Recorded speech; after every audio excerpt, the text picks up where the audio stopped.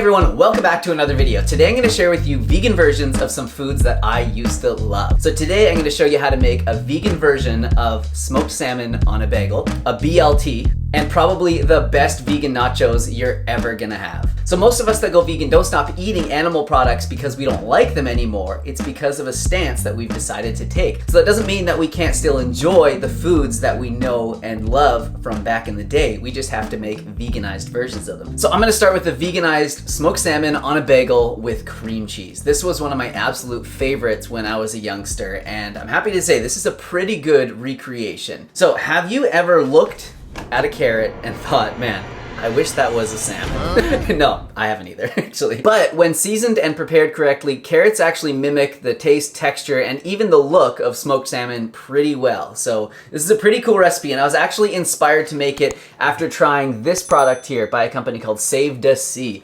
And I do what I usually do and kind of look at the back and the ingredients and deconstruct it and say, hey, I could probably make this myself. So if you're time crunched, you could always get something like this, but I'm gonna show you how to make it. So you wanna start by picking out some large carrots. The bigger the better, because this is gonna give you some nice large slices. So you're probably only gonna need about 3 large carrots for this. Peel the carrots, cut the ends off, then throw them into a pot of boiling water for about 7.5 to 15 minutes. A big carrot like this is gonna take about 15 minutes to cook all the way through. While those are cooking, we'll make the marinade. 1 tablespoon of tamari, 1 tablespoon of water, 1 tablespoon of liquid smoke.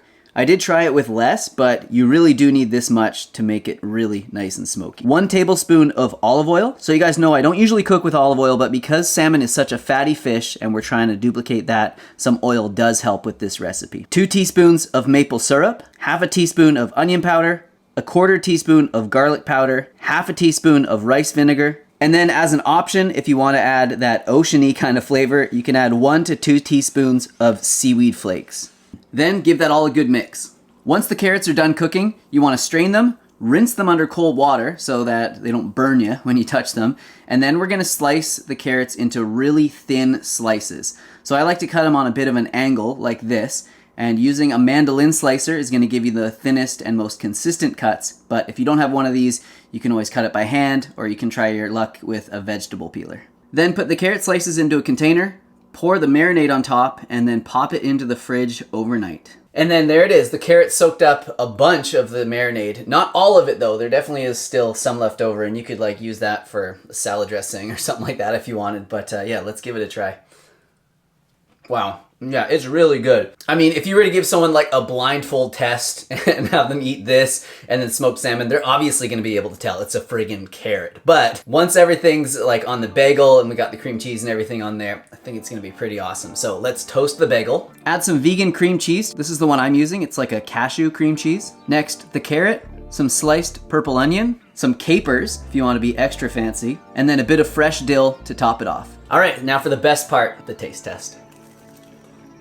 Wow, yeah, I don't know what to say. This is pretty dang satisfying. And considering, you know, no fish were harmed in the making of it, there's no heavy metals in here, no PCBs, dioxins, and all that other stuff you find in fish, this is a pretty good alternative. Yeah, this could not be much better. I definitely tested this recipe a handful of times, and this is by far the best version of it. So I think you guys are gonna really like this. If you used to love smoked salmon, or lox, as some people called it when you were younger, you definitely have to try this. All right, so on to the next recipe. I'm gonna show you how to make a delicious vegan-friendly BLT, but instead of the bacon, we're gonna be using smoked tofu, so maybe it's a TLT, tofu, lettuce, and tomato. And I'm sure most of you have made something similar to this, but this is for people to kind of understand that you don't have to give up the flavors and the foods that you used to love just because you're going vegan. I know I said that at the start, but I think it's important. People think they're gonna be like missing out on all these things if they go vegan, but honestly, you don't miss the meat. It's all about the textures and the flavors and all that, and that's what cooking's all about, is experimenting with those things. So let's make this.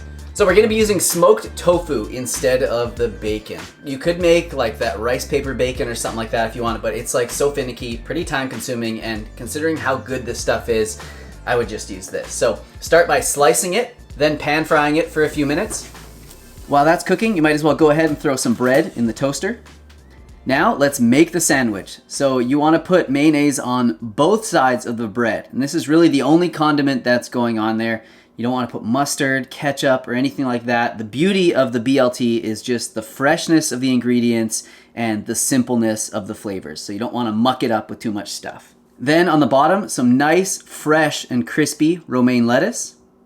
Some nice thick slices of tomato. So I went ahead and got some heirloom tomatoes because at this time of year, there's some really beautiful tomatoes in the grocery stores. And with so few ingredients in this sandwich, you really want each one to shine.